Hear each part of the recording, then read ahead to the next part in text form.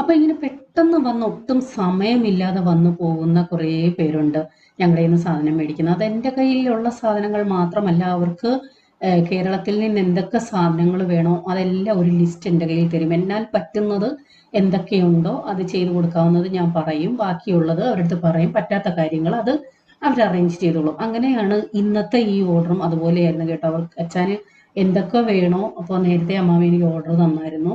അതുപോലെ തന്നെ international courier ആയാലും എനിക്ക് ഈ കഴിഞ്ഞ ദിവസം ഒരു ഓർഡർ വന്നായിരുന്നു.